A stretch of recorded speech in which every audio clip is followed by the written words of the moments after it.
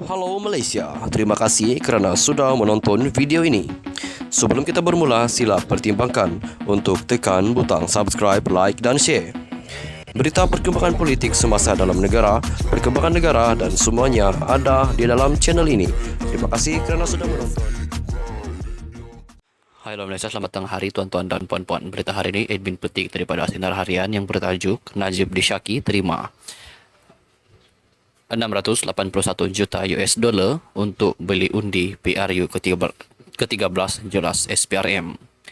Berita penuh, seorang pegawai penyiasat Suruhanjaya Pencegahan Rasuah Malaysia SPRM memberitahu Mahkamah Tinggi pada Selasa bahawa Datuk Seri Najib Tun Razak Dishaki menerima 681 juta American dollar untuk membeli undi untuk pilihan raya umum PRU ke-13 pada 11 tahun yang lalu. Saksi pendakwaan ke-49 pengusaha kanan Nur Aida Arifin berkata, demikian semasa perbicaraan kes rasuah dan pengubahan wang haram berjumlah RM2.3 bilion ringgit Dana Wan Malaysia Development Berhad 1MDB yang membabitkan bekas Perdana Menteri itu. Beliau yang juga pegawai penyiasat skandal 1MDB ini berkata, maklumat diterima pada 4 Mei 2015 menyatakan pada tahun 2013 Najib telah menerima wang tersebut daripada syarikat yang dipercayai mempunyai kaitan dengan kerajaan Saudi iaitu Tanure Finance Corporation melalui Falcon Private Bank Singapore. Sebelum ini, Tanure Finance dikatakan syarikat yang dikawal oleh Eric Tan Kim Long iaitu sekutu rapat ahli perniagaan dalam buruan Low Tech Jo atau lebih dikenali sebagai Jolo. Nur Aida berkata wang tersebut dimasukkan ke akaun M-Private Banking milik Najib yang berakhir nombor 694.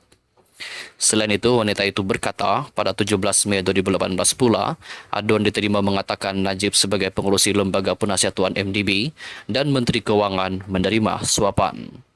Rasuah itu diperoleh melalui dana pelaburan 1MDB berjumlah RM3.217 bilion ringgit dipercayai untuk kepentingan peribadi Najib di akaun bank yang sama antara tahun 2011 hingga tahun 2013. Fokus siasatan ialah di bawah Seksyen 23 Akta SPRM 2009 iaitu berkenaan dengan kemasukan wang dalam jumlah yang sangat besar kedua akaun peribadinya berakhir nombor 694 dan 880 antara tahun 2011 dan tahun 2014 katanya. Beliau berkata Najib dikatakan telah menggunakan kedudukannya bagi mendapat suapan yang mana ketika itu bertindak sebagai Perdana Menteri, Menteri Kewangan dan juga pengurusi Lembaga Penasihat 1MDB. Mahkamah Tinggi sebelum ini diberitahu Tanure Finance memindahkan 681 juta American dollar ke akaun peribadi Islamic Bank milik Najib. Dana itu sebahagian daripada terbitan bond 1MDB keseluruhannya berjumlah 3 bilion American dollar yang sepatutnya dilaburkan bagi usaha sama 1MDB dengan Akbar Investment PJS yang dikenali sebagai Abu Dhabi Malaysia Investment Company (ADMIC).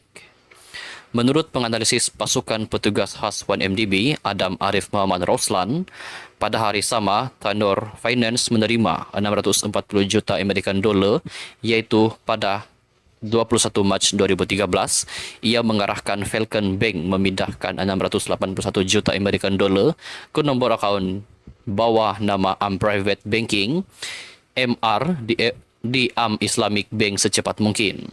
Najib menghadapi 4 tuduhan menggunakan kedudukannya untuk memperoleh suapan berjumlah RM2.3 bilion ringgit, dana 1MDB dan 21 tuduhan pengubahan wang haram yang melibatkan jumlah yang sama. Perbicaraan di hadapan Hakim Datuk Colin Lawrence Sequeira, kini Hakim Mahkamah Rayuan, bersambung dengan Nur Aida membaca pernyataan saksi setebal 95 muka surat. Pada 5 Mei 2013 lalu, Barisan Nasional BN diumumkan menang di 133 kerusi parlimen sekaligus dapat membentuk kerajaan dengan majoriti tipis. Sementara Pakatan Rakyat yang dianggotai oleh PAS, DAP dan Parti Keadilan Rakyat PKR mendapat 89 kerusi parlimen. UMNO selaku tunjang utama Barisan Nasional mendapat 88 kerusi. Sekian saja perkongsian berita untuk hari ini. Kita jumpa lagi di video yang seterusnya.